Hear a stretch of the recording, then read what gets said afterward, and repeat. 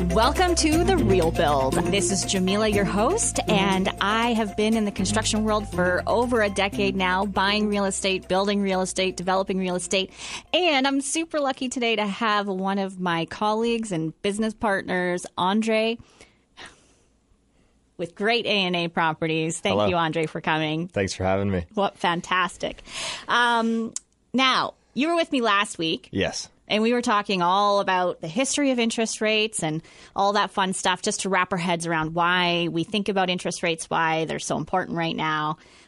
Really great show, a lot of great feedback. And we thought today, let's talk about actually the lending part, like getting the money and all the different ways there are to get the money in a real estate transaction. Okay. Right? So to start out with, you're buying an existing house that's sitting there on the property, freehold, ready to go. You know the price, you go to the bank, and you need to get some money, right? Before, as we talked about last week, back in the 80s, you just give cash for $6,000 and you get your house. No one's got $500,000 or $1 million in cash, unless you dug up grandma's garden and found some old cans back there, because they did save money like that back then. But so the bank created a way where you go to them and get the money, right? And it works really well, because if you're selling your house and you want to get all the money out, you get paid out. And if you're buying a house, you don't have the cash, you go and you get the money and you buy the property, right? That's right. And so traditionally, we hear A lenders, B lenders, and private lenders are kind of the three terms that come up when you're out there searching for a mortgage. Yeah.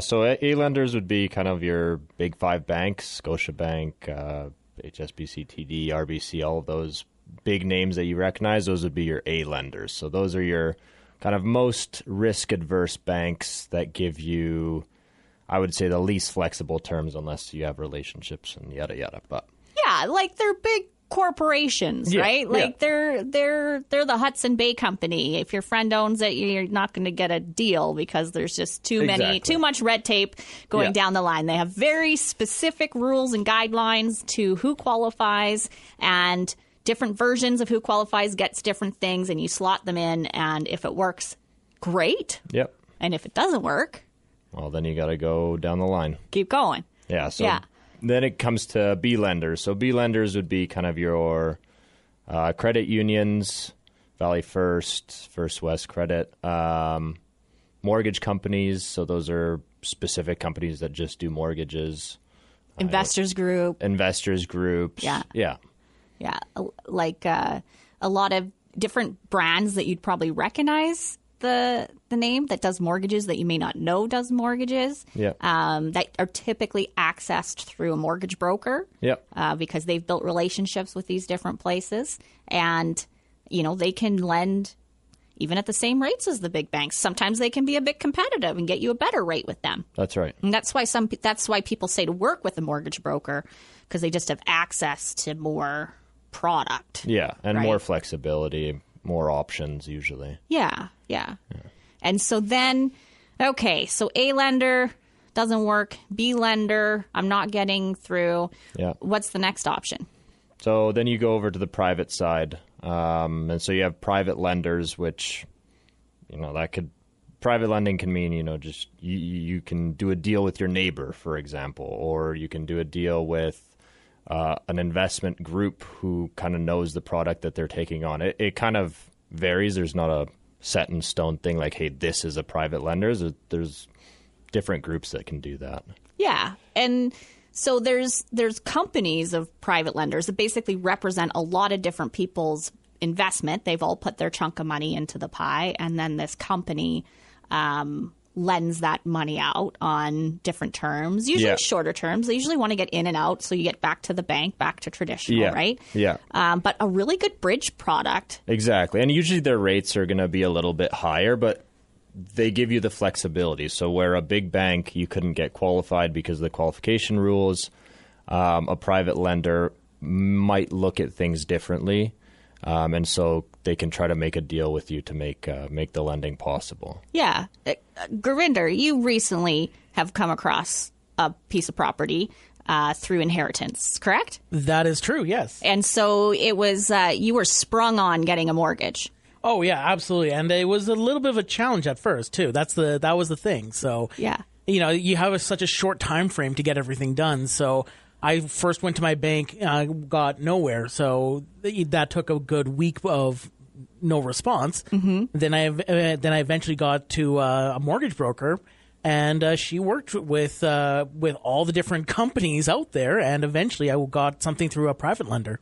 Yeah. So in this scenario, inheriting property wasn't really in the mindset of going out and buying land, not ready to go, right? It just, ended up there, had to put something together. And in this case, going with a private lender was what they needed to do. I'm going to guess you probably have a plan going forward on how you work out of that private lending. More or less, it's a plan in progress. Okay. I've got a little bit longer to figure it out, but at the same time, I'm not just sitting back and not figuring it out. Yeah, and I'm going to guess you probably paid a little higher interest rate. That's putting it mildly. But the numbers work for you, right? They do for now, but it's one of those I would not be able to sustain this long term. Right. And that's the perfect use for private money in a traditional purchase like that. Exactly. Yeah. And so, some of the things in lending, like the things they look for in lending, and we'll start with A lenders, right? Yeah. One big thing is your credit score. Yep. Yeah. Yeah, that can be quite impactful on, kind of, let's say that's like the get you in the door score, right? So you have to be at a certain level to even be considered, really. Yeah. It's a national, checklist of you borrowed something and you brought it back. Yeah, exactly. If you're in high school right now and you borrow your friend's clothes and you never bring it back, you got to shake that attitude. Shake that. Get a good habit of bringing things back when they're lent to you, because this is so important. That reputation of borrowing things and giving it back based on the terms you agreed to, that is essentially what your credit score is telling the world. Yes. And saying, yes, this person has a history of doing that well. But that's not the end-all, be-all of lending. So even if you have a weaker or a stronger score, if you're within a certain range and a good range, then that opens the doors for a lot of different lending options. Well, we all had our 20s when we got that $500 credit card that we ignored after a couple nights at the bar. No, I did not. I perfectly was on the path to do that. But I did not. I made my $10 minimum payment for the next 7 years. Thank you very much. Well done. And so I guess the other thing, too, is your debt ratio to your income, right? Yeah, so that'll be like your qualification rate. So the minimums in Canada is 5.25, or it's based off of interest rate plus a premium on top. That was a stress test that we were kind of talking about last episode. So that comes into play, and that'll drastically affect how much money you can borrow from these banks. Yeah, so they're going to look, if you have a car payment, a boat payment, an RV payment, a cell phone payment, they're going to add these all up. Yes. They're going to factor in your new monthly mortgage payment, and they want to make sure that is a certain percentage of your income, that you have a percentage of income left over to buy groceries and put gas in that boat and that car and live life, right? Yeah. They don't want to strap Canadians with mortgage debt. No, and that was the point of it, right? Yeah, and they also don't want to be stuck with a bunch of mortgages that can't be paid for. So they have that percentage mechanism. So we talked about this is the box you need to fit in for A lenders, and these are the things that you need to hit to fit in that box with A lenders. Yeah. Now, remember this, because we're going to talk about this later on in the show. We're going to go for a break. Next up, though, we're going to talk about construction mortgages and how those work. Because, we can buy something existing. How do we build something? Yes. Because it's the real build. Let's build something. Let's do it. Welcome back to The Real Build with Jamila and my colleague Andre with Great A&A Properties. We are talking about how do you get the money to pay for stuff today. And how to build it.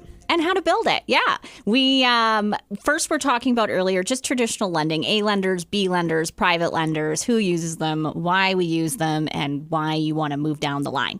Now, I want to talk about construction mortgages, because there's a lot of new construction going on out there. Oh, yeah. And traditionally, a lot of people would go their entire lives without ever building a new product. Oh, easily. Easily. And there's a lot of people in their retired years, and they saved up a lot of money, because it does take a lot of cash, right? Yeah. To you build. still need a lot of cash to do it. And you'd build like this custom home, and I think that's what a lot of people think about when they think about building a house, right? Especially in the Okanagan. Yeah. Where there's been some opportunity recently with rezoning of single-family home properties, where you can basically used to have one house, Yep. and now you can have up to 4, sometimes 6 in some areas, right? Exactly.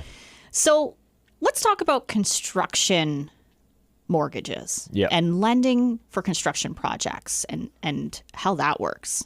Yeah. So, the biggest takeaway, I think, for construction lending and construction mortgages, a key thing is they're typically interest only, and we can dive into that.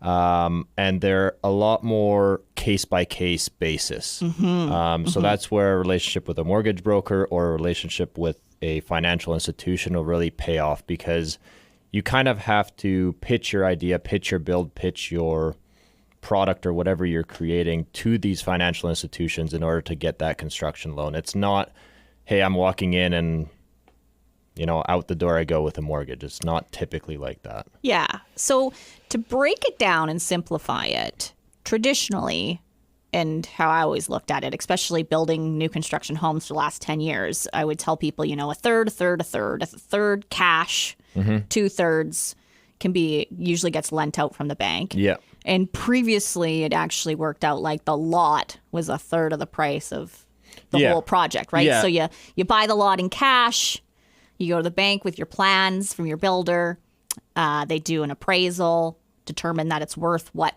you want to spend to pay for it, and then they will lend construction draws out to you during the construction process to pay for that build. Yeah, exactly. So the land, you can typically, when you consider a project and you think of your total build cost for this, let's say you're building a duplex, like you mentioned, so the land would be part of that total cost, and the financial institution would look at your total costs and then give you what's called a loan to cost ratio. So the 30 we're talking about is a pretty safe metric to use. So 2/3 is financed by the bank, 1/3 is financed by yourself, be it cash, and that can be in the form of land. Now, let me ask you a question I get asked a lot, and that is, am I paying a new mortgage payment on this construction project that I'm not living in, can't live in, it's under construction? I have to live somewhere. I've got rent, or I'm staying in my original place. How does that work? Yeah, and that's where it really gets down to a case-by-case basis, because if you have a mortgage currently on your property that you're living in that you want to redevelop, you have to talk with your bank that holds your current mortgage first. You can't just go and tear down buildings and start doing things to your land without letting them know. Totally. And we will definitely have a show about that, because I have had one client do that before. It was a mess. Yeah. So you don't want to do that. But then what typically happens is they look at how much of your appraised value of your land. Okay, so let's say it's $1 million, this piece of land that you own, and then you only owe the bank $250 on that original mortgage. So $750,000 of equity that you have in this project would be considered as your contribution to your new construction project and your total costs. So now we've started construction. I've got a construction loan, and you mentioned this earlier, interest only loan, right? So what I want people to understand, because I do get asked this question a lot, is during the construction process, you make interest only payments, and you're not taking out that entire loan right when you break ground, right? Yeah. So you're going to get invoices from your builder along the way, and you're going to take out a draw from the bank, and you're going to use that money to pay those invoices. And when the money runs down, you're going to take out another draw, and you're going to keep going. Yeah. And so you're only going to pay interest on the money you're using. Yeah. And you're not actually, a lot of the times the way the banks will do it, you're not actually paying that interest payment every single month. You're not physically, it's not coming out of your checkings account, for example. What the banks typically do is they'll set up an interest reserve account at their bank, fill it with money, their own money, this loaned money that you're allowed to use, but they'll fill that interest reserve. And that's an estimate of, okay, over the course of this project, the bank expects you to pay X amount of dollars in interest. And so they'll fill that account with those dollars and then just pull money out of that account in order to pay off the interest portion. So nothing's actually coming out of your pocket during the term of that construction loan. Until it's done. Until it's done. Yeah. And this is something because, a lot of people can't, pay rent where they're living and a whole nother mortgage payment. And this is how they've made construction loans work over decades and decades. So there is a lot to it. And there's a lot to it from a lending perspective. So I definitely recommend working with a mortgage broker that's done construction loans before and likes them because it is more work. But it is case-by-case basis, but ask a lot of questions. Yeah. And so if you're looking to build a new home, a custom home on a lot, keep in mind you're going to want to have enough cash to basically buy that land. And then once you have your house plans designed and stuff, you can go ahead to the bank for the rest of the funding. Now, if you own your own land and you own your own single family land and you have just realized it's been rezoned and you can add another house or a duplex or a carriage home, a scenario I get asked on, I just went last week and visited with people where they're like, we want to add a suite or carriage home, like just a small addition to the property, attached or unattached, not really important because I'm an empty nester. I have 3 kids. They're all in their 20s. They're working. They're on their own. This house is huge. Yeah. I got 4 dogs because I need to look after something because I'm used to it. But if we built something for ourselves, we could rent it now. Or they're thinking downsizing. Yeah. Instead of selling everything off and buying a condo or a townhome, they can create their own downsized space. In the backyard, basically. In the backyard, in their own property. Yeah. And so this is the exact conversation. They're like, how do we get the money for this? Because, 2 working people, they've just done college and university. They have good savings. They've been paying their mortgage down for the last 25 years. Yep. How do I get the money for this? So they're on paper, they got good assets, but maybe not just a ton of cash. Right. And this is what you do. So your land essentially is kind of paid for, almost paid for. And that's your portion in that they will leverage for your construction loan. Yeah, that's exactly right. So they'll take, whatever piece of land that new carriage house gets built on, that'll contribute as part of the total costs of that carriage home. And they'll use their ratios and give you, X amount of dollars to build your carriage home. And then at the end, once the construction is finished, it gets reverted from a construction loan, and you can then term that out again into a more traditional monthly payments, principal and interest that you're typically used to. And that's an important part is once that construction loan is done, the construction's complete, you're moving in, your mortgage broker will already have you set up to roll into a traditional mortgage that you will then have your monthly mortgage payment that they'll just automatically take out of the bank. And Bob's your uncle. Yeah. And in scenarios like that, it's important to think ahead because the banks, when they look at servicing that new takeout mortgage, that new mortgage principal and interest at the end of your construction, they're going to basically run your numbers again in terms of qualification. So it's important to make sure if you're renting it out, make sure you add that rental income to your income that will be in the future. And there's ways around it. Your mortgage broker will definitely help you with that. And don't go buy a boat while you're building the house. Yeah, don't. Don't increase your debts. Yeah.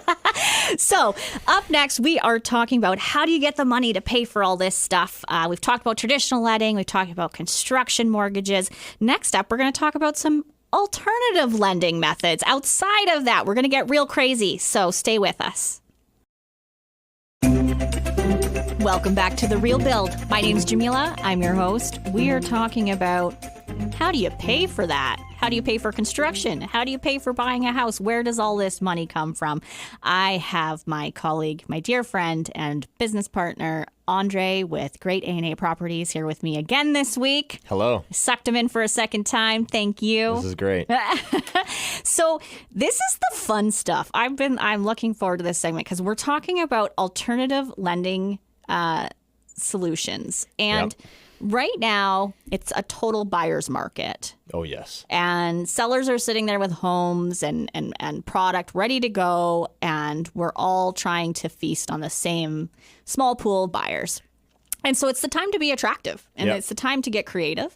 And it's time to, figure out maybe alternative things that you can do to make your property sell faster. Yep. And I know, drop your price, those, no. So there's ways to do this where you can even make more money in the deal. There's much better ways than just dropping your price. Yeah. And so, we talked about traditional lending earlier and going to the bank and getting your mortgage. And this is where most people think they go and get their money. Yeah. Now, I ran some numbers today on the RBC calculator, mortgage calculator. If you were to borrow $500,000 from RBC at a 5-year fixed rate that they had programmed into their website this morning at 5.04%.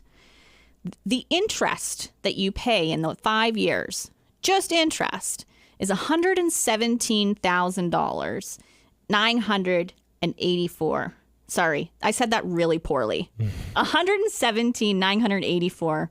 No, that's not even how to say it. Anyway, $117,000. It's a lot of money. Yep.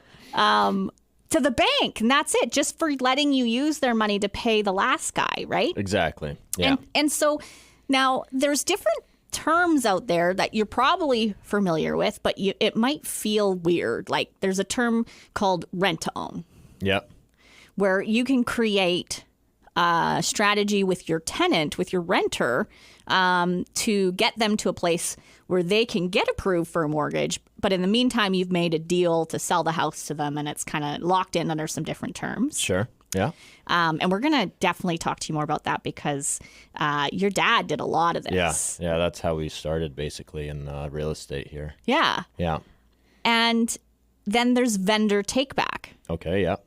And vendor takeback is where you pretty much become the bank. Yeah. Yeah, exactly. And you could make the $117,000 extra dollars. Yeah. If you hold your property outright, that's definitely something you could do. Yeah.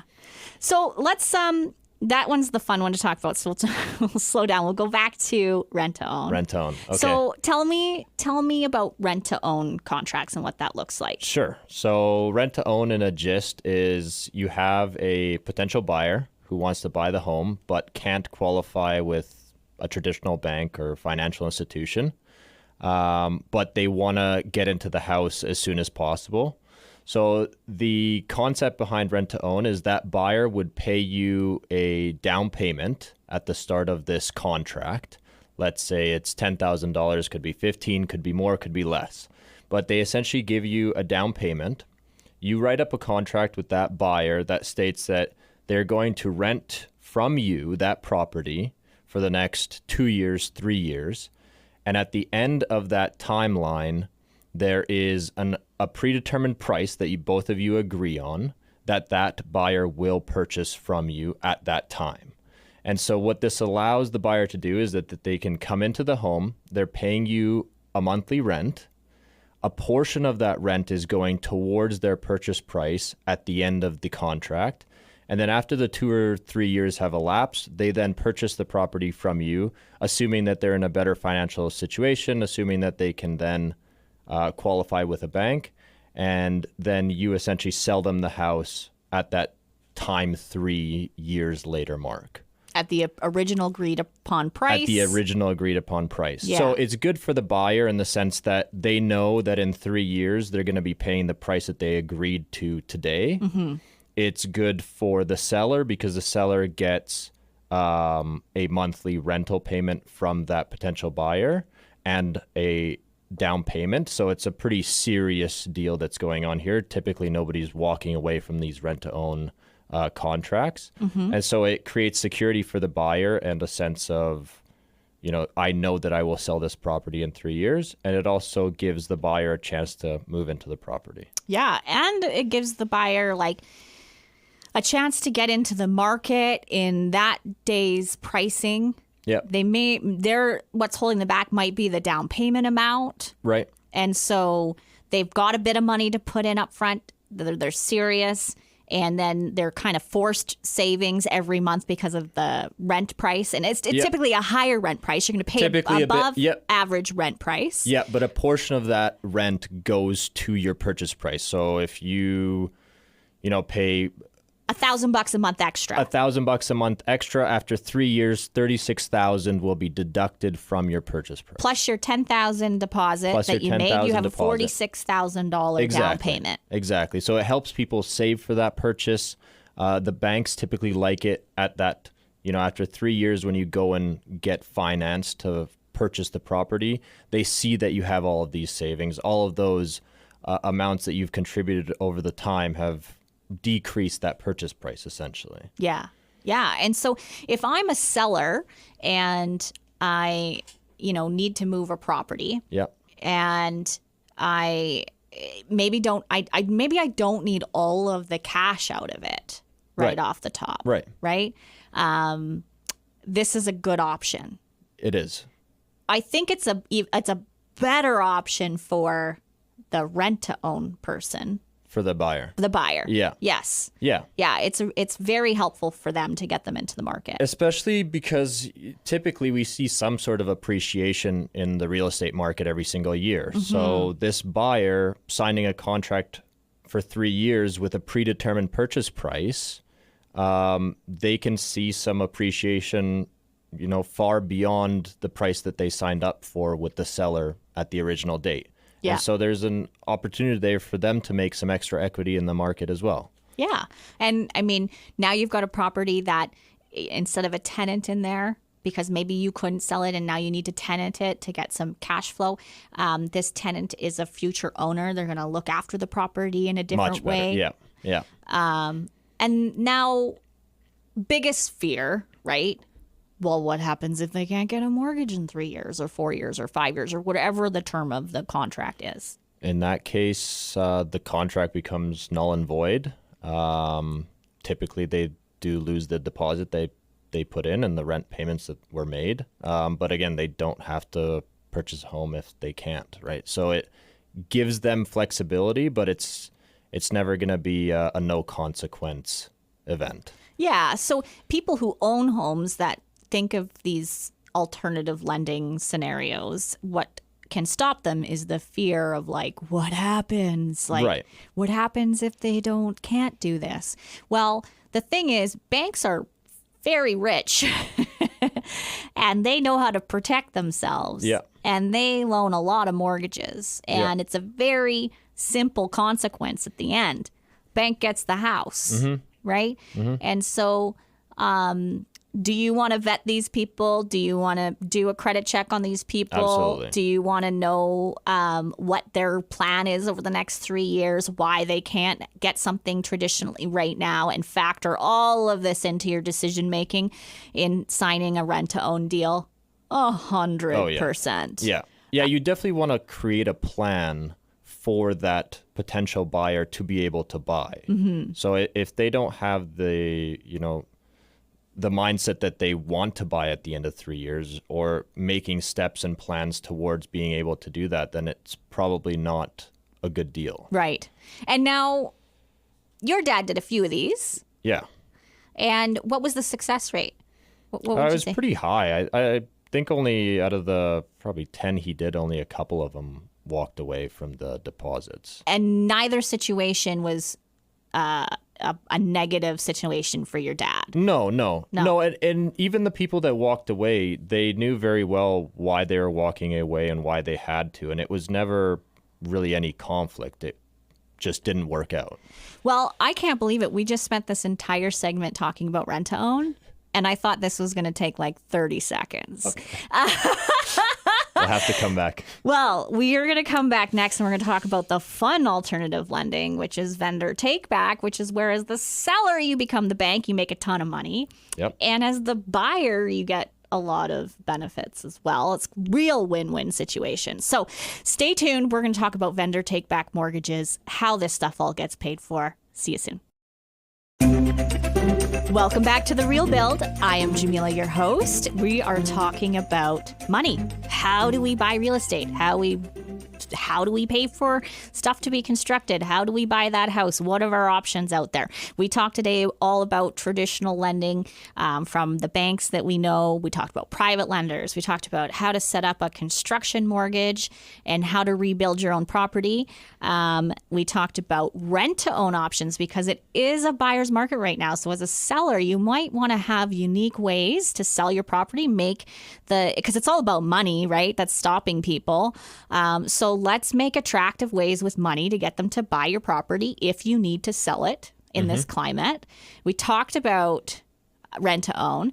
And now I want to talk about vendor take back mortgages. The fun one. And I've been really excited about this the whole hour because you get to be the bank. Yeah.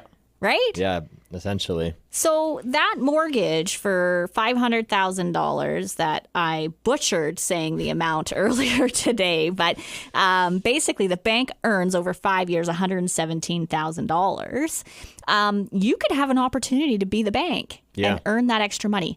So again, this would be a scenario where your property is paid for. Yeah. Yes. And you don't necessarily need all the cash right up front out of this property. There's some breathing room, and you can create an attractive way to close on this property or to sell this property with an attracting lending option like a vendor take back mortgage. Now, vendor take back mortgages has been happening forever. They existed before traditional mortgages. It's how it's trade, right? It's a trade agreement. And they happen today in a lot of rural areas in BC, which we'll touch on. But they essentially, you own the asset, you're going to become the bank. And in this scenario, you could set a more attractive interest rate to the buyer, for the buyer, to get your property sold. So say you did a vendor take back deal at 3% interest for 5 years. You would earn an extra $69,000 over that 5 years. So you get your property sold. You don't have to drop your price as long as you're at a fair market value price, because real estate's emotional. And you can earn an extra $69,000 and have an amazing offer to put out there to be competitive with the buyers. It's more attractive for the buyer, Yeah. And so if I was doing this vendor take back concept, who do I need in my corner to make this happen?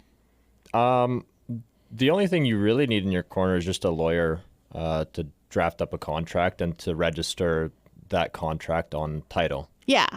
Okay. It's very simple. A lot of law firms, especially in town here, it's pretty standard document. Okay.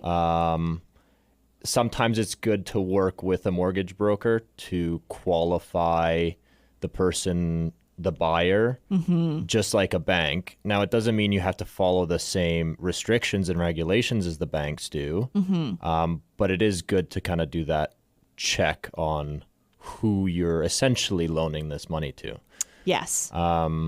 But you don't need, there's not too many moving parts. It's basically just an agreement between the buyer and the seller that says, okay, you're going to give me 5%, 10%, 20% up front, and the rest of that purchase price, the rest of the house price that I'm selling, you're going to be making principal and interest payments just like you would at a bank, except it's going to be at the rate that I determine as the seller, and it's going to be coming to me. Yeah.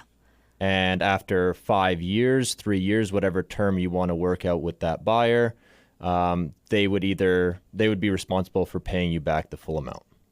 I have a question, actually. Fabulous. So is this one of those situations where, if you've got a fully paid off house and now you're just you're in another property or that's also, say, paid off, is this one of those situations where you're wanting to divest from this one so you could use that method?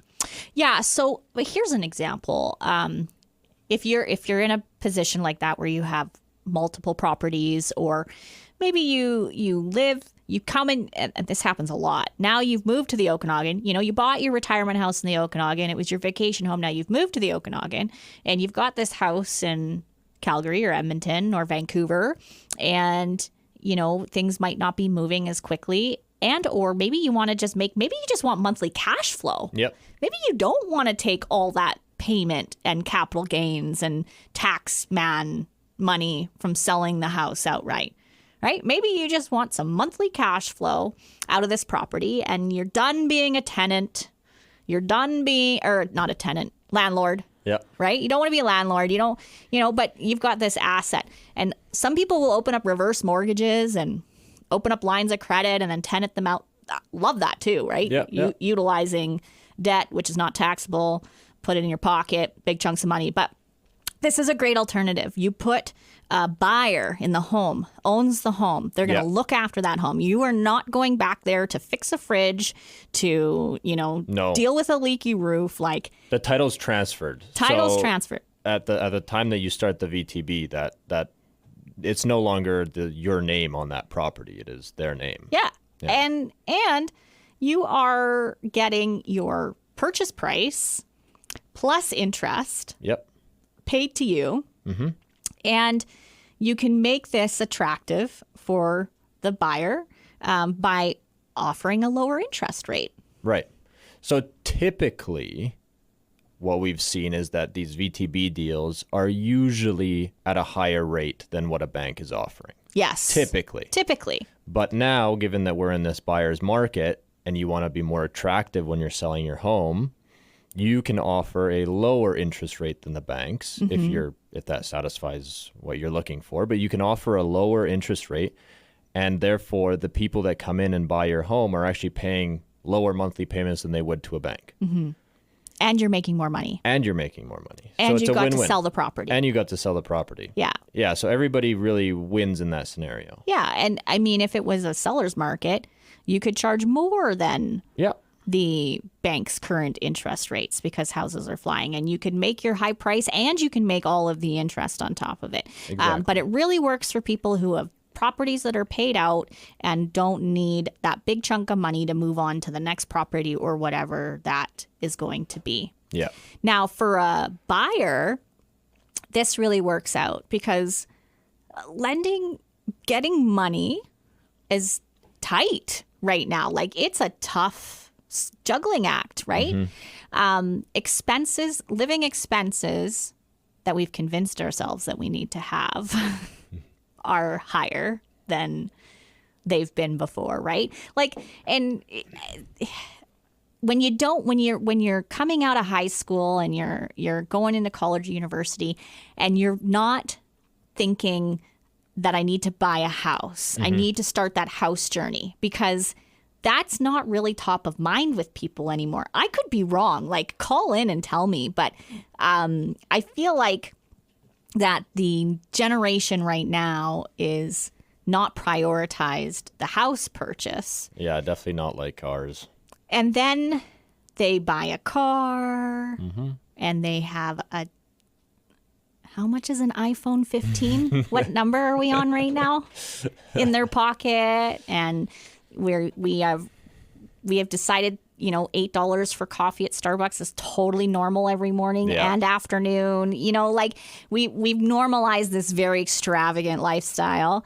And part of it is because it seems so unattainable, right? Like I feel like young people today are told, through media, social media, whatever, that buying a house is incredibly expensive. And it is, but there are ways that you can get into the market that will really pay off in the long run. And these creative strategies are ways that you can do that where it's not really as daunting as it may seem. Yeah. And just so you know, buying a house has always been really expensive. Even when they were $6,000 and your grandfather was saving his cash because he was making 25 cents an hour, like they were still really expensive. Yeah. And those numbers might be off. You know, call and tell me. I'll take all of the feedback, good and bad.